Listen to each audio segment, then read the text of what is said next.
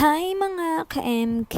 Another day, another mini vlog! Today's ganap nga, samahan nyo kami at pupunta kami sa birthday ng kapatid ng lola ko. Actually, wala namang handaan at hindi naman kami ni-invite. Kaso pala desisyon nga kaming pumunta. Char! So surprise nga namin siya ng very light. Man kahapon ay bumili na kami ng cake sa Goldilocks. Liligo na nga sana ako at magre-ready kaso meron nga akong dumating na parcel. Naman tuwing may darating sa aking parcel, sobrang excited ako mag-open. In-open ko muna to bago ko gumayak.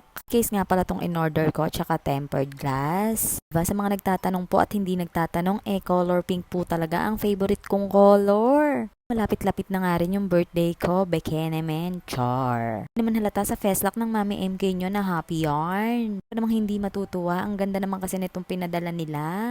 Alang at tama tong in-order ko, ang ganda rin ng quality. Ang sakto din sa wallpaper kong Barbie. Na Feng tapos masyado pang feminine. Ang gagamit lang naman yung mga junakis kong makukulit. Meron naman yung case, kaso nga lang nahihirapan akong i-charge. Bago nga yung charger ko, ayokong masira. Kasi niyan dati, pambata talaga. Kaso lang pag sinacharge ko, nababaluktot yung dulo ng charger ko. Tinanggal ko na lang muna yung case. Madali-dali i-charge. Ko at nahihilig na naman talaga ako ngayon mag-collect ng color pink. Puro boys naman ang mga junakis ko. Ano nga pala kayo sinama sa Get Ready With Me kasi nga nagmamadali na naman kami. Andawin na nga pala kami sa bahay ng lola ko. Iso-surprise nga namin siya at cake lang ang dala namin dadagdagan na namin ng very light ang iso-surprise namin sa kanya. Hindi na nga rin pala kami ng pang-pansit, pang-pinaltok at saka manok na pang-ulam. Maana din kami dito sa mini talipapa nila.